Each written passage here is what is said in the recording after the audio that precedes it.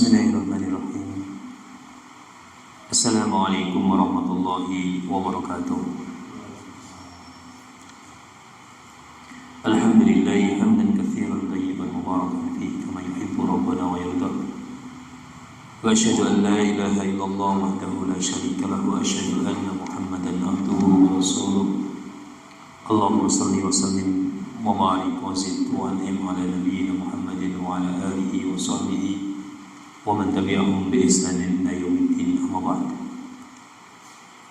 Faqad qala ta'ala fi kitabil aziz, ya ayyuhalladzina amanu taqullaha haqqa tuqatih wa la tamutunna illa wa antum muslimun. Ya ayyuhalladzina amanu taqullaha wa qulu qawlan sadida yuslih lakum a'malakum wa yaghfir lakum dhunubakum wa may yuti'illaha wa rasulahu faqad faza fawzan 'azima. وقال عليه الصلاة والسلام اتق الله حيثما كنت واتبع السيئة الحسنة تمحوها وخالق الناس بخلق حسن. Ma'asyiral muslimin rahimani wa rahimakumullah jami'an. Alhamdulillah, segala puji bagi Allah Subhanahu wa taala yang sampai malam ini masih memberikan begitu banyak kenikmatan dumateng kula panjenengan sami. Nikmat yang tidak pernah putus, nikmat-nikmat yang selalu mengalir diberikan oleh Allah Subhanahu wa taala kepada para hambanya, termasuk kita semuanya.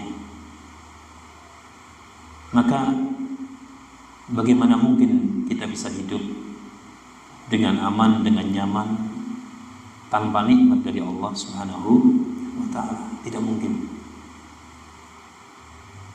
Bagaimana kita bisa merasakan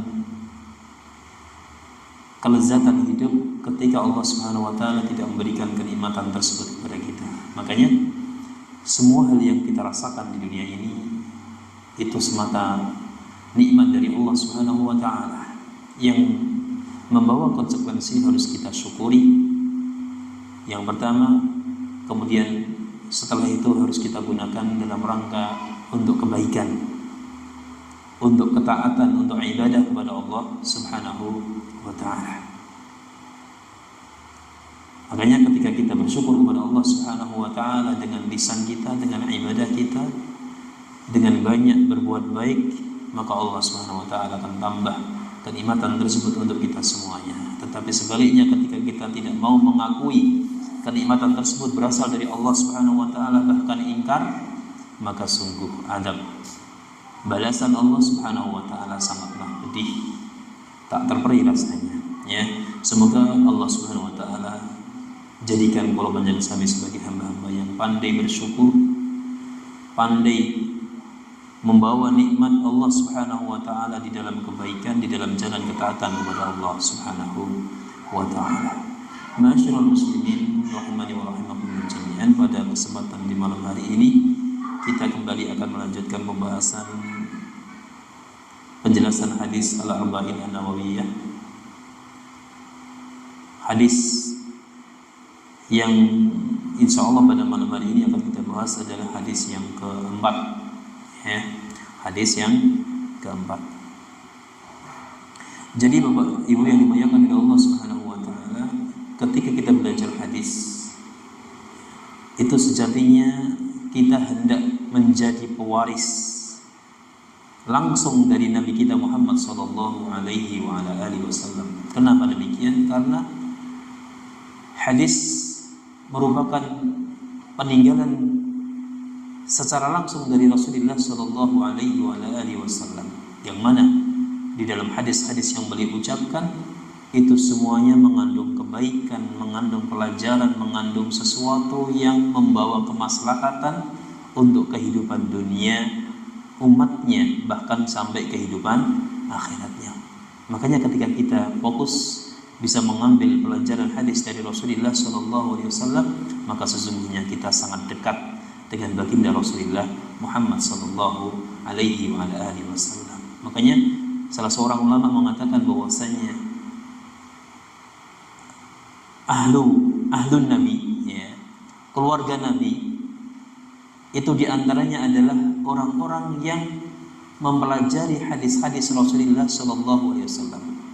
Kemudian setelah mempelajari hadis-hadis beliau, orang-orang tersebut mengamalkan hadis-hadis dari Rasulullah Shallallahu Alaihi Wasallam. Itulah diantara ahlun Nabi Shallallahu Alaihi Wasallam. Maka sangatlah senang, sangatlah gembira ketika kita nantinya dianggap menjadi keluarga dari Rasulullah Muhammad Shallallahu Alaihi Wasallam. Kenapa?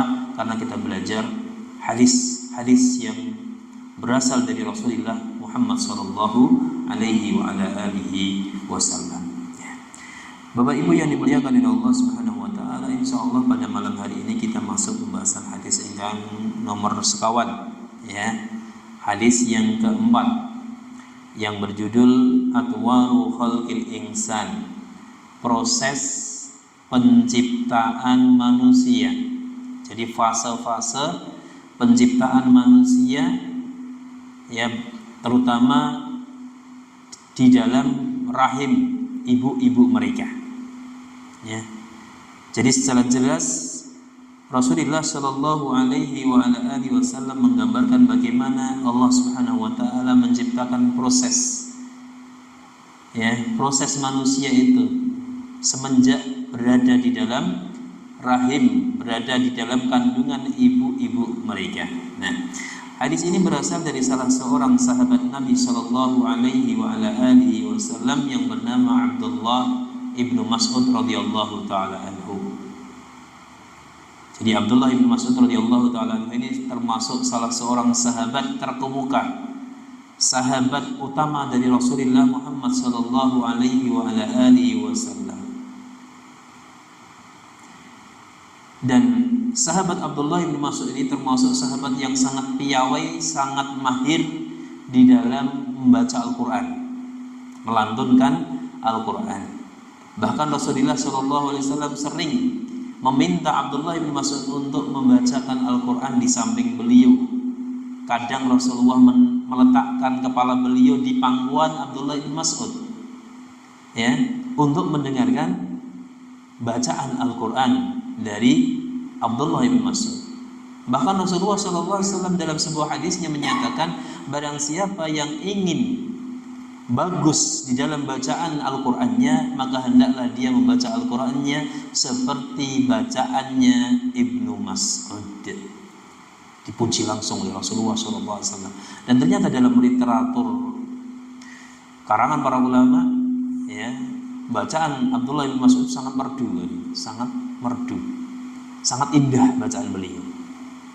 Makanya Rasulullah tidak bosan-bosan selalu ingin mendengarkan bacaan dari Abdullah bin Mas'ud, ya, bacaan Al-Qur'annya. Maka ketika sampai tadi Rasulullah SAW mengatakan, barang siapa yang ingin baik di dalam bacaan Al-Qur'annya, maka hendaklah dia membaca Al-Qur'an seperti bacaannya Abdullah bin Mas'ud. Begitu mendengar kabar itu, Abdullah bin Mas'ud, ketika Rasulullah bersabda demikian, Abdullah bin Mas'ud berada di rumah, yang tidak mendengarkan hal itu. Maka sekonyong-konyong Umar bin Khattab radhiyallahu taala anhu setelah mendengar pujian Rasulullah terhadap Abdullah bin Mas'ud, beliau pun mendatangi rumah Abdullah bin Mas'ud dalam kondisi malam-malam, ketok rumahnya. Ya. Setelah dibukakan, maka Abdullah bin Mas'ud mengatakan, "Wahai Umar, kenapa malam-malam datang ke sini? Apa yang bawa dirimu sehingga malam-malam mendatangi rumahku?" Kan itu. Maka Umar mengatakan, "Aku kesini dalam rangka untuk memberikan kabar gembira kepada engkau, wahai Abdullah bin Mas'ud." "Apa itu?" Begitu. Maka Umar bin Khattab menyampaikan apa yang disampaikan oleh Rasulullah Sallallahu Alaihi Wasallam. Alhamdulillah begitu. Tapi tadi Abu Bakar telah mengabarkan hal itu juga kepada aku. Nah, artinya Abu Bakar Siddiq telah mendahului Umar bin Khattab untuk mengkabarkan hal tersebut kepada Abdullah bin Mas'ud. Ya, ternyata dalam masalah seperti ini saja para sahabat berlomba-lomba, ya, berlomba-lomba dalam kebaikan, menyampaikan kebaikan yang dikabarkan oleh Rasulullah SAW.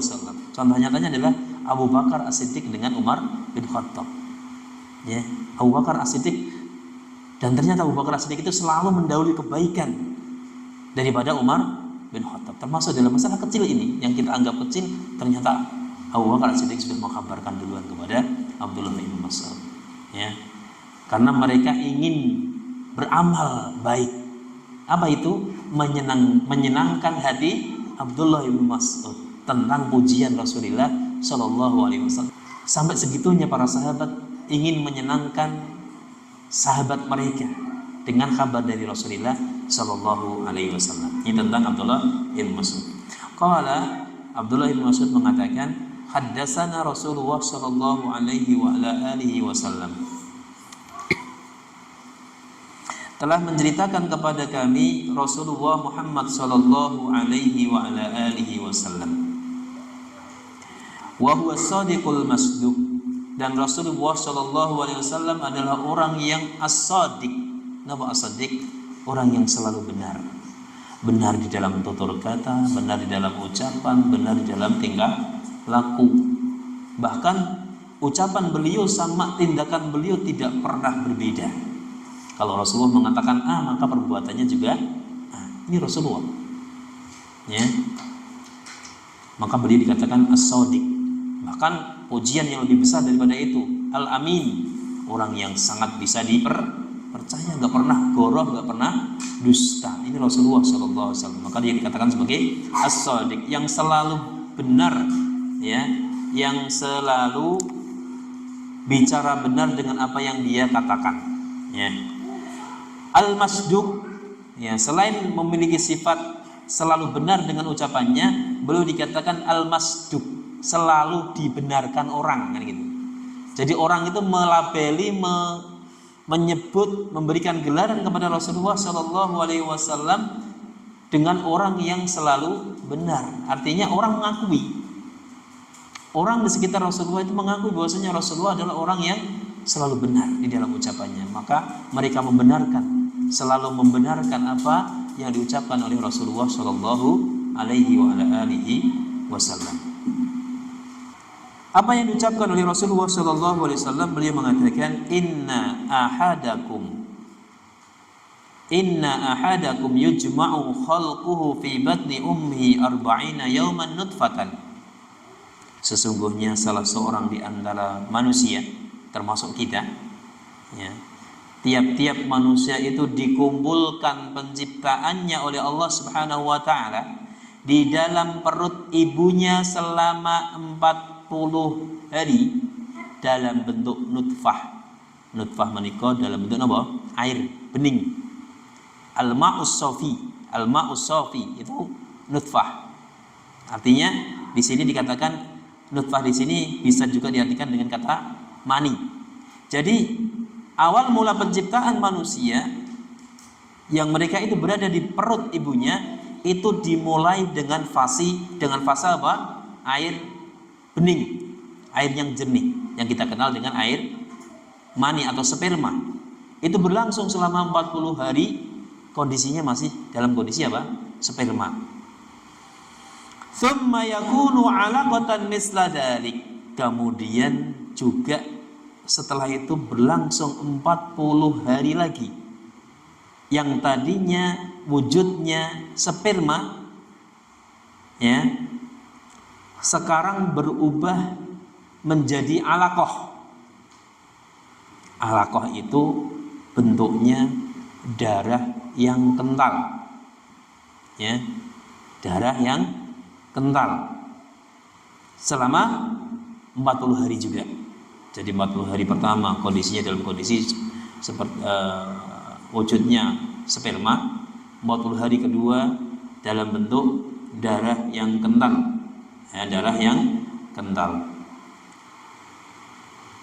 Summa yakunu mudghatan misla dzalik. Kemudian fase yang ketiga setelah tadi dari darah kental berubah menjadi mudghah. Nama mudghah? Daging kenyal. Ya, kalau para ulama mengatakan mudghah itu daging yang masih empuk untuk digigit, ya, daging yang masih empuk digigit, ya, belum seperti daging yang sudah tahunan, kan gitu, kan beda. Ketika kita menyembelih seekor ayam, ya, umurnya 5 bulan dengan 2 tahun kan beda gitu.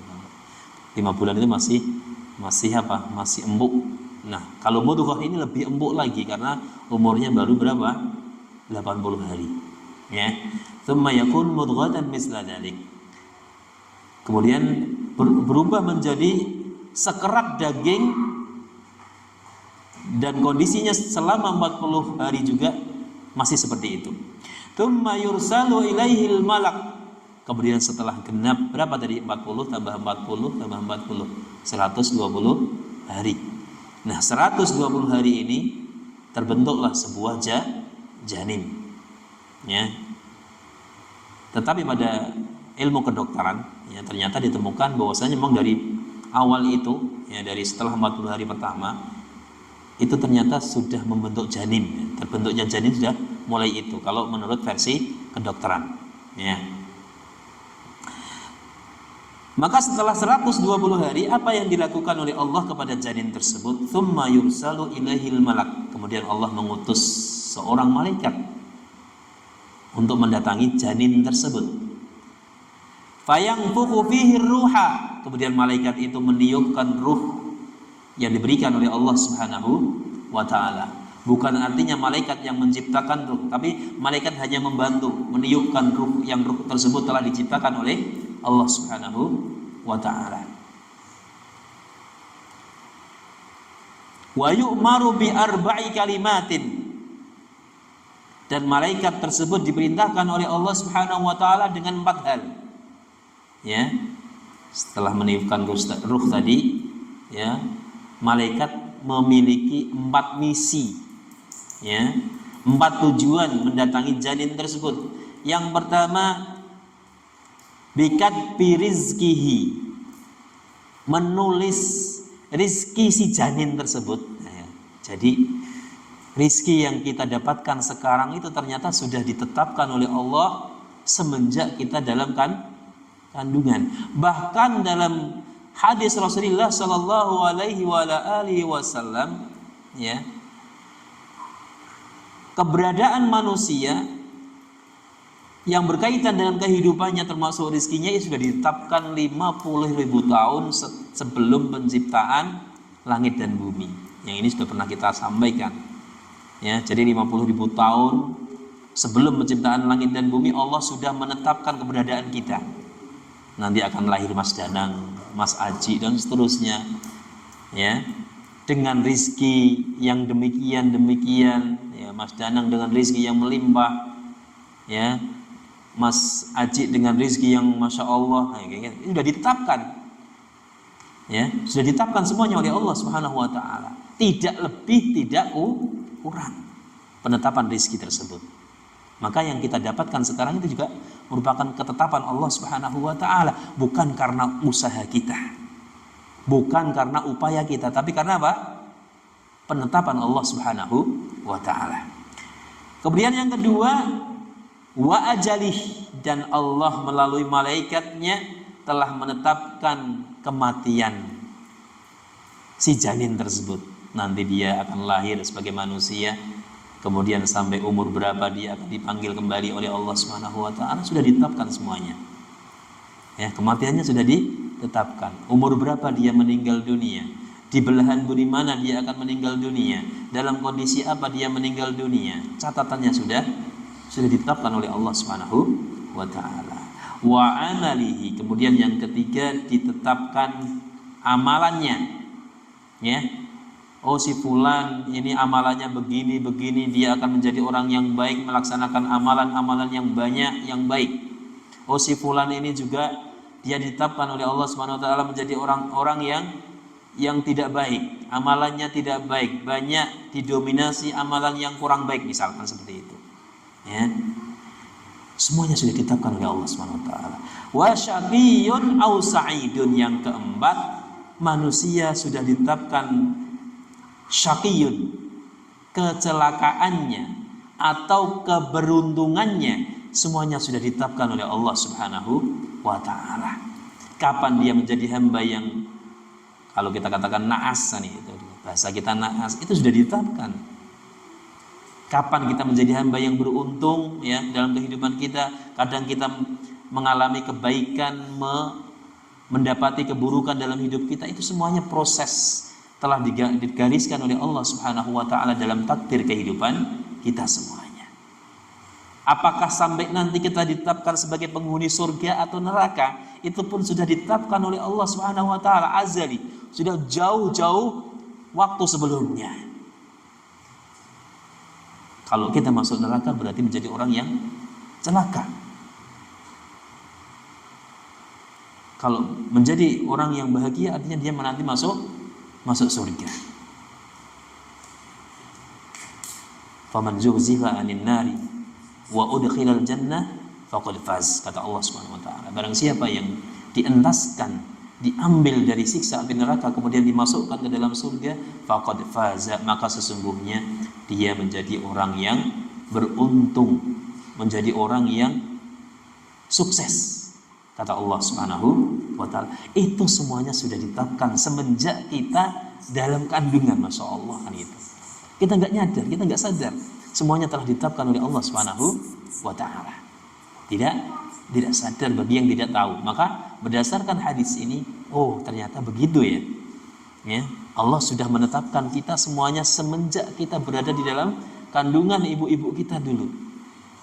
Ya, rezeki kita, umur kita, kematian kita dan seterusnya sudah ditetapkan oleh Allah Subhanahu wa taala. Dan itu kita tidak bisa mengelak, ya, dengan takdir yang telah ditetapkan oleh Allah Subhanahu wa taala. Kemudian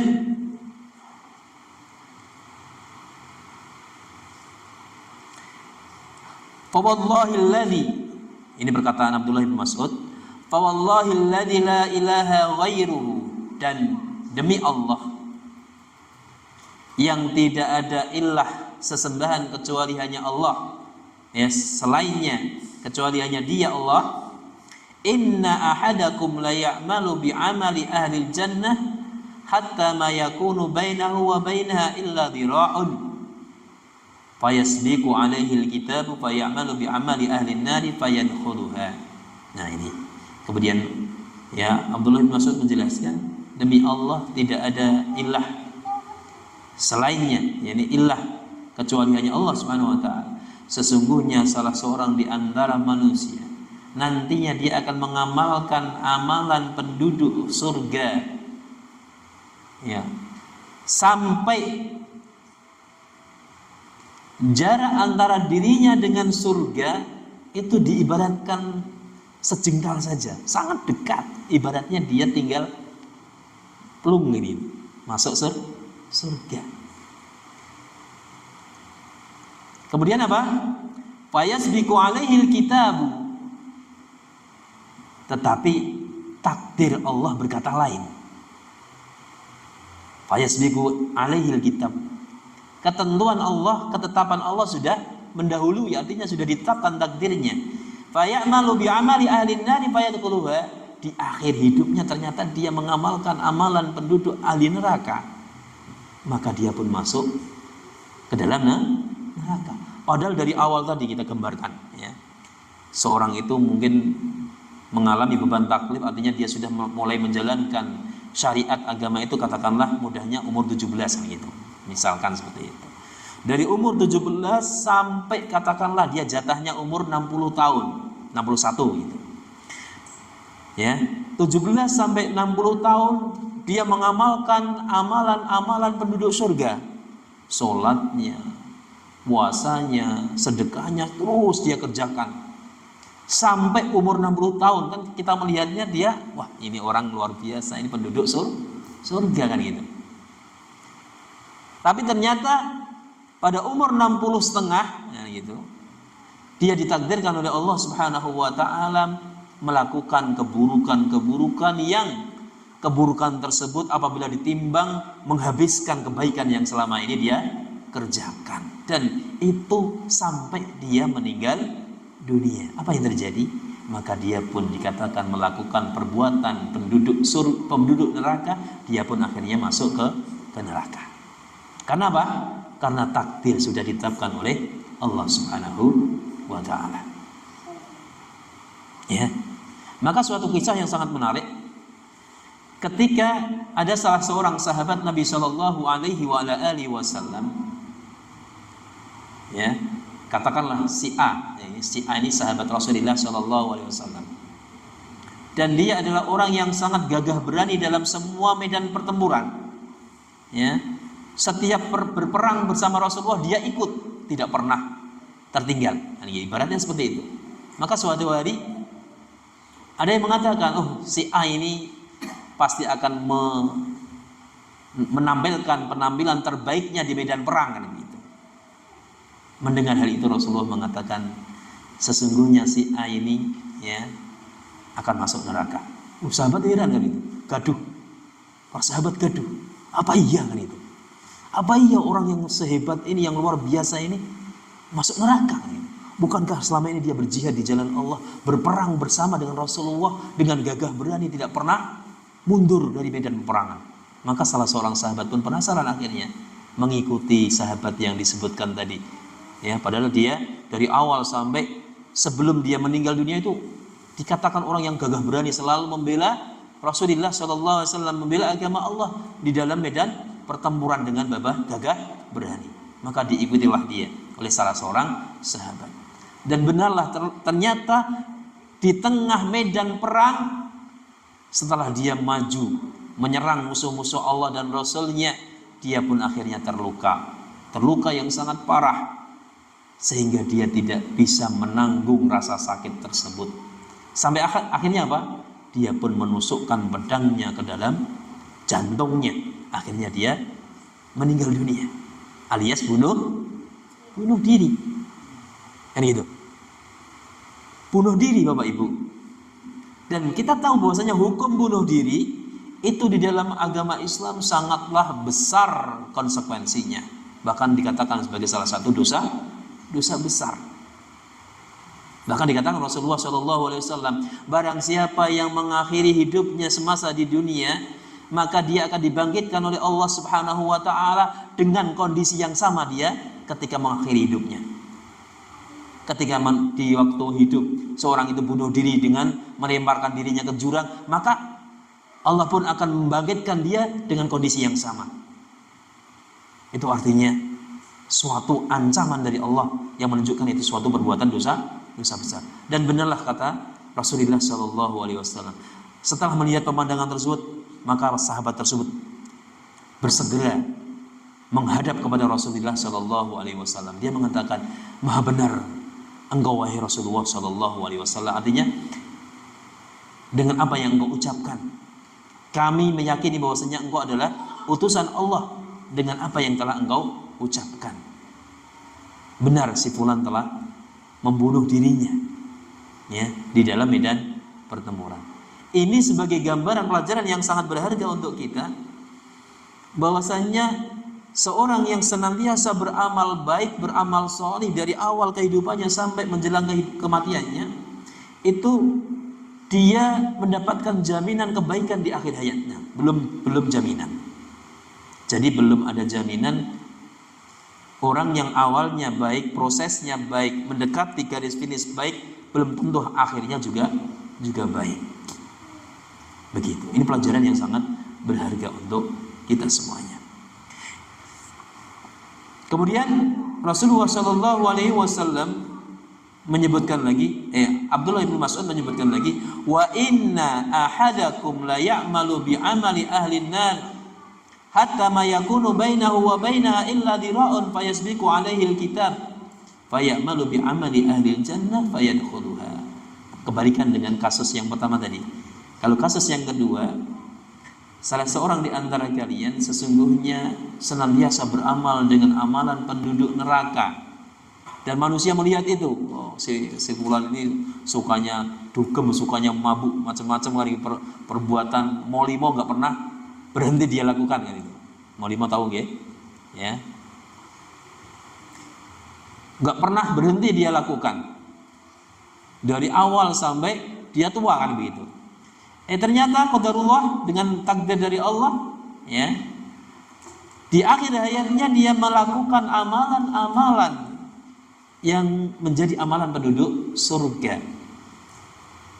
Akhirnya dia mendapatkan husnul khatimah. Dia pun masuk ke dalam surganya Allah Subhanahu wa ta'ala.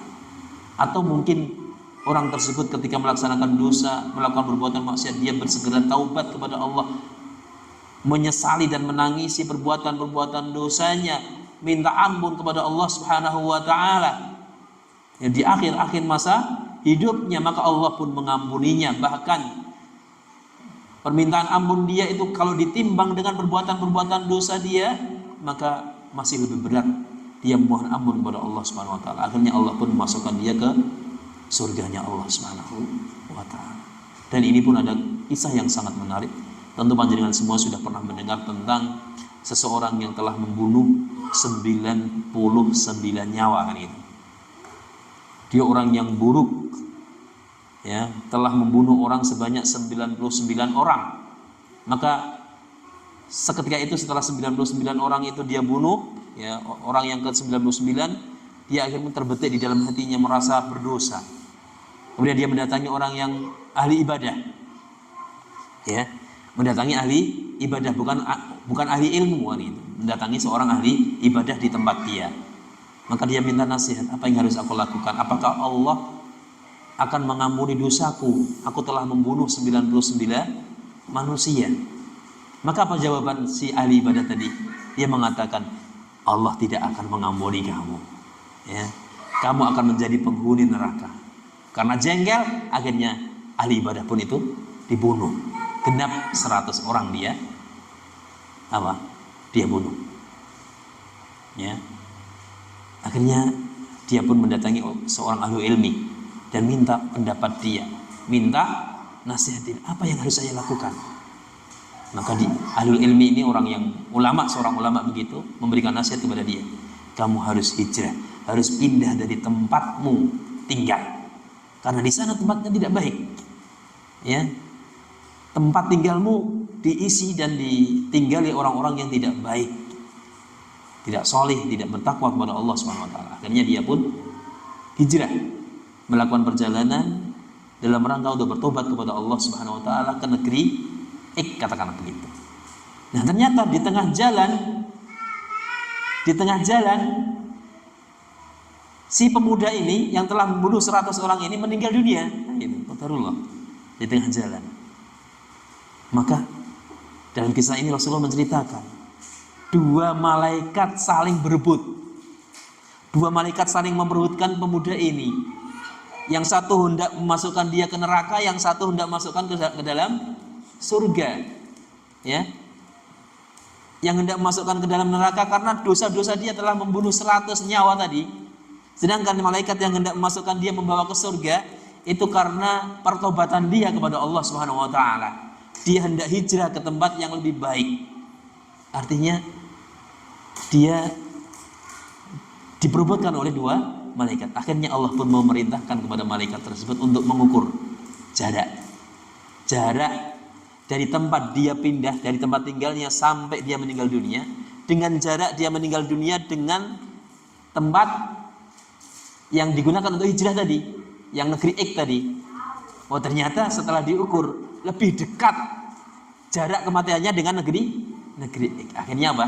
Akhirnya dia pun dimasukkan ke dalam surganya Allah Subhanahu wa taala. Kita lihat, ya, pelajaran yang sangat berharga di sini.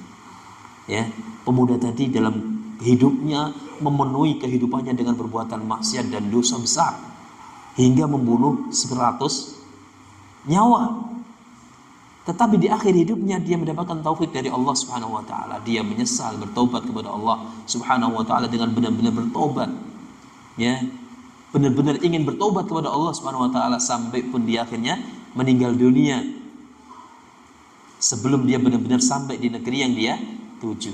Tapi karena keutamaan Allah Subhanahu wa taala, dia ditakdirkan oleh Allah Subhanahu wa taala menjadi penghuni surga, maka pun dia pun menjadi apa? Penghuni surga. Ini kasus yang kedua. Jadi dari 2 kasus ini, pelajaran apa yang bisa kita ambil? Pelajaran berharga apa yang bisa kita dapatkan? Bahwasanya dalam hadis ini disebutkan bahwa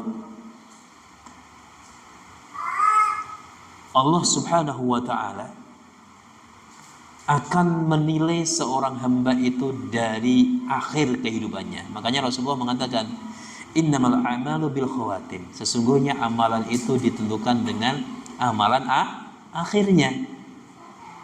Ya, amalan-amalan yang akan menjadi penentu kehidupan akhir kehidupan kita itu amalan yang kita terakhir kita lakukan. Ya, amalan yang baik yang kita lakukan di akhir kehidupan kita itu juga akan memengaruhi kehidupan kita. Dan pastinya menurut Rasulullah SAW, orang yang terbiasa berbuat baik semasa hidupnya dengan benar-benar ikhlas kepada Allah, kebaikan yang tidak dibuat-buat, kebaikan yang benar-benar mengikuti Rasulullah SAW, maka niscaya dia akan mendapatkan akhir pungkasan yang juga baik, insya Allah. Tetapi ketika seorang hamba melakukan kebaikan, ya mungkin di situ ada niat yang tidak benar, niat yang tidak ikhlas, pengen dipuji orang, pengen mendapatkan ini dan itu, pengen mendapatkan kedudukan di pandangan manusia, maka bisa jadi itu yang menjadikan seorang itu su'ul khatimah, mendapatkan akhir yang buruk, ya mendapatkan akhir yang buruk. Makanya kita senantiasa harus minta taufik kepada Allah Subhanahu wa ta'ala, minta perlindungan kepada Allah Subhanahu wa ta'ala agar kita dijadikan sebagai hamba-hamba yang baik di awal, baik di tengah, dan baik di akhir kehidupan kita. Ya, karena taufik Allah di sini sangatlah berpengaruh dan bahkan menentukan akhir kehidupan dari seorang hamba. Masyarul muslimin, Bapak Ibu yang dimuliakan oleh Allah Subhanahu wa taala. Nah, di dalam hadis yang lain Rasulullah SAW pernah menyatakan, yang hadis ini diriwayatkan oleh Imam Muslim. Beliau menyatakan, innar rajula la ya'malu zaman at-tawila bi amali ahli al-jannah thumma yukhtamu lahu amaluhu bi amali ahli an-nar. Wa innar rajula la ya'malu zaman at-tawila bi amali ahli an-nar thumma yukhtamu lahu amaluhu bi amali ahli al-jannah. Ada seorang yang mengamalkan amalan ahli surga, artinya dia mengamalkan amalan ahli surga. Ya, pokoknya amalannya itu amalan yang luar biasa, amalan kebaikan semuanya. Ya. Pada waktu yang sangat lama di dalam hidupnya, lalu akhirnya ia pun menutup akhir hidupnya dengan amalan ahli neraka. Ada pula orang yang mengerjakan amalan ahli neraka dalam kehidupannya dalam waktu yang lama juga, tetapi kemudian ia menutup akhir kehidupannya dengan amalan ahli surga. Hadis ini menjadi penafsir dari perkataan Abdullah bin Mas'ud radhiyallahu taala anhu. Identik maknanya, sama maknanya dengan apa yang kita sampaikan di muka tadi. Ya. Masyarul muslimin yang dimuliakan oleh Allah Subhanahu wa taala. Hadis ini membantu kita untuk memahami bahwasanya takdir Allah Subhanahu wa taala berlaku dan pasti akan berlaku untuk setiap hambanya. Bahkan kita dijadikan sebagai orang yang beruntung di akhir hidup kita atau orang yang merugi di akhir hidup kita, itu sudah menjadi takdir Allah Subhanahu wa taala. Ya, semuanya sudah ditakdirkan oleh Allah Subhanahu wa taala. Ya. Masyarul muslimin rahimani wa rahimakumullah jami'an.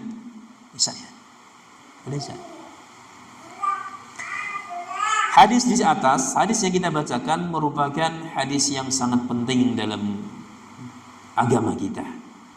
Bahkan dia dikatakan menjadi pokok karena menyangkut keimanan seorang hamba dengan qada dan qadar. Ya, dengan qada dan qadar. Qada itu sesuatu yang telah ditetapkan oleh Allah Subhanahu wa taala semenjak dulu kala, itu namanya qada. Kalau qadar itu takdir yang sudah berlaku, takdir yang sudah terjadi. Artinya ketika nanti kita misalkan umur 50 tahun akan terjadi pada diri kita seperti ini misalkan. Itu sebelum terjadi itu namanya qada. Tetapi setelah terjadi baru namanya qadar atau kita sebut dengan takdir. Jadi dalam hadis ini membantu kepada kita untuk memahami secara benar keimanan kepada qada dan qadar, qada dan takdir Allah. Ya. Dan di dalam hadis ini ada penjelasan dari Rasulullah SAW tentang fase-fase penciptaan manusia.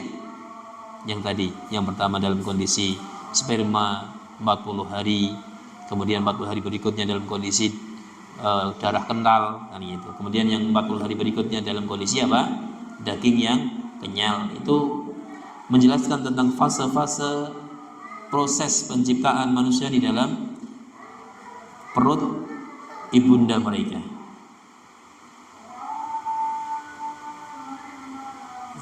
Kita jeda sebentar, adzan sebentar insyaallah. Bismillahirrahmanirrahim. Alhamdulillah, salatu wassalamu ala Rasulillah wa ala alihi wa sahbihi wa man wala. Wala haula wala quwwata illa billah, amma ba'd. Bapak Ibu yang dimuliakan oleh Allah Subhanahu wa taala, kita lanjutkan sebentar insyaallah. Jadi dalam hadis yang kita bacakan tadi, di situ terdapat penjelasan kepada kita semuanya. Di antaranya adalah fase penciptaan manusia ketika mereka berada di dalam kandungan ibunda mereka. Bahkan Rasulullah SAW menggambarkan kepada kita bisa mengetahui bahwasanya Allah Subhanahu wa taala ketika kita masih dalam kandungan pun Allah sudah menetapkan rizki kita, telah menetapkan kehidupan dan kematian kita. Apakah kita menjadi hamba yang beruntung, hamba yang sukses di dunia maupun di akhirat, atau justru sebaliknya menjadi hamba yang celaka baik di dunia maupun di akhirat. Kemudian juga dalam hadis tersebut diterangkan wa annal a'mala bil khawatim. Sesungguhnya amalan-amalan seorang hamba itu sangat ditentukan dengan amalan yang terakhir dia kerjakan. Makanya orang yang tidak katakan tadi, orang yang awal hidupnya selalu melakukan kebaikan yang karena kebaikan tersebut dia ikhlaskan karena Allah Subhanahu wa taala, maka di akhir kehidupannya dia akan mendapatkan kebaikan, ya. Maka orang yang baik akan dimatikan oleh Allah Subhanahu wa taala dalam kondisi yang baik pula. Ya.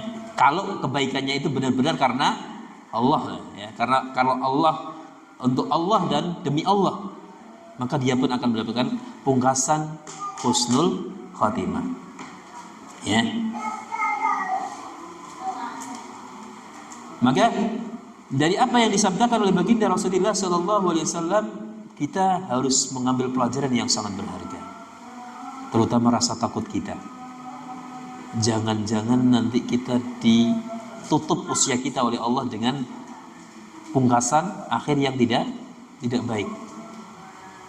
Ya, karena apapun bisa terjadi. Ya, tadi kita katakan belum ada jaminan ketika seorang itu di awalnya berbuat baik, di tengah berbuat baik, di akhir berbuat baik, kemudian pada akhir hidupnya juga masih berbuat baik. Belum ada jaminan. Tapi mu'dhamuhu, mayoritasnya orang yang baik awalnya, tengahnya, akhirnya. Tapi kalau baik betul, ya, maka akhirnya dia akan mendapatkan kebaikan juga. Ya, maka kita harus selalu minta petunjuk kepada Allah Subhanahu wa taala. Minta agar kita dihidupkan dalam kebaikan dan dimatikan dalam kebaikan. Minta agar kita senantiasa ditaatkan di atas agama Allah Subhanahu wa taala. Maka doa yang sering diresepkan oleh Rasulullah SAW kepada kita sebagai umatnya di antaranya adalah ya muqallibal qulub, sabbit qalbi ala dinik. Wahai zat yang membolak-balikkan hati. Ya, hati kita itu dibolak-balikkan oleh siapa? Allah Subhanahu wa taala. Maka dalam hadis yang lain dikatakan, terkadang seorang hamba itu pada pagi harinya beriman, tapi sore itu sudah kafir. Ya, asbaha mu'minan wa yumsi kafiran, kata Rasulullah sallallahu alaihi wasallam. Atau sebaliknya, pada pagi harinya kafir, sorenya beriman. Karena apa? Karena Allah lah yang berkehendak untuk membolak-balik hati manusia. Makanya kita selalu minta, ya muqallibal qulub, wahai zat yang membolak-balikkan hati, yakni Allah, sabbit qulubana ala dinik, tetapkan, kokohkan hati-hati kami di atas agamamu, agama Islam. Ya, kalau kita nggak minta, Allah nggak akan kasihkan kepada kita. Kadang kita meminta saja Allah nggak kasih, apalagi kita nggak meminta kepada Allah. Bagaimana mungkin Allah akan memberikan sesuatu yang tidak kita berikan, kan gitu. Kadang-kadang manusia minta dengan sungguh-sungguh saja, kadang-kadang nggak dikasih, nggak dikabulkan oleh Allah. Apalagi kita nggak meminta kepada Allah Subhanahu wa taala. Kemudian Rasulullah mengatakan lagi, ya musarrifal qulub, sarrif qulubana ala ta'atik. Wahai zat yang membolak-balikkan hati, arah hati manusia, ya, balikkan hati-hati kami di atas ketaatan kepadamu. Artinya Rasulullah saja sering, dan ini doa yang sering dipanjatkan oleh baginda Rasulullah Muhammad SAW, minta ketetapan hati di atas agama, minta ketetapan hati di atas ketaatan kepada Allah Subhanahu wa taala, yang fungsinya tadi akan membantu seorang hamba agar mendapatkan husnul khatimah. Itu. Jadi seorang itu bisa mendapatkan husnul khatimah itu harus diupayakan, diperjuangkan, diraih dengan perjuangan. Yang pertama. Kemudian yang kedua, seorang bisa mendapatkan husnul khatimah itu harus diriyadhai dengan banyak berdoa kepada Allah Subhanahu wa taala. Tidak bisa hanya kita berpangku tangan, kita pengen hidup enak, ya, hidup nyaman, kemudian meninggal dunia dalam keadaan beriman, kemudian di akhirat mendapatkan surga. Enggak seperti itu, harus diperjuangkan semua itu. Kita harus banyak beramal, berjuang dengan banyak beramal kepada Allah Subhanahu wa taala. Ya, karena Rasulullah mengatakan wa kullun muyassarun lima khuliqa lahu. Semua orang itu akan dimudahkan dengan takdir penciptaan baginya. Artinya apa? Artinya seorang hamba ketika dia terbiasa melaksanakan ketaatan kepada Allah, ikhlas karena Allah, dia pun akan mendapatkan akhir yang baik sesuai dengan apa yang dia kerjakan tadi. Begitu pula ketika seorang itu terbiasa dengan perbuatan maksiat, dosa, perbuatan buruk, dan dia tidak banyak bertobat kepada Allah, tidak minta ampunan kepada Allah, bisa jadi akhir kehidupannya dalam kondisi buruk. Ya. Meninggal dalam kondisi berzina, meninggal dalam kondisi mencuri, meninggal dalam kondisi mabuk. Nah, ini akhir yang buruk kan gitu. Ya, akhir yang buruk. Yang kita harus senantiasa bermohon perlindungan kepada Allah Subhanahu wa taala. Ya. Tapi insyaallah ya jamaah mushola ini insyaallah baik-baik insyaallah, dan semoga kita senantiasa istiqomah di dalam kebaikan dari awal sampai akhir hidup kita insyaallah. Ya, semoga Allah Subhanahu wa taala menjadikan kita semuanya menjadi hamba-hamba yang nanti mendapatkan husnul khatimah, diterima kebaikan kita, diampuni dosa-dosa kita semuanya. Tetapi sekali lagi itu perlu kita upayakan, perlu kita perjuangkan, perlu kita riyadhai, perlu kita bersusah payah untuk menjadikan kita mendapatkan orang yang husnul khatimah. Ya. Demikian Bapak Ibu yang dimuliakan oleh Allah Subhanahu wa taala, pelajaran yang kita dapatkan dari hadis ini. Sebenarnya masih ada beberapa hal lagi, insyaallah akan kita lanjutkan pada pembahasan hadis yang keempat bagian kedua insyaallah, dan cukup insyaallah 2 bagian saja untuk hadis yang keempat ini. Ya, demikian yang bisa kita sampaikan. Apabila ada kebenaran semata datangnya dari Allah Subhanahu wa taala, dan apabila ada salahnya itu berasal dari kekurangan saya pribadi, saya bermohon maaf yang sebesar-besarnya dan mohon ampun kepada Allah Subhanahu wa taala, dan semoga Allah Subhanahu wa taala senantiasa mengampuni dosa kita semuanya, dosa yang kecil maupun dosa yang besar, dosa yang kita sengaja maupun dosa yang tidak kita sengaja. Amin amin ya rabbal alamin. Wassallallahu ala nabiyyina Muhammadin wa ala alihi washabbihi wasallam. Wa akhiru da'wana alhamdulillahi rabbil alamin. Subhanakallahumma wa bihamdika asyhadu an la ilaha illa anta astaghfiruka wa atubu ilaik. Assalamualaikum warahmatullahi wabarakatuh.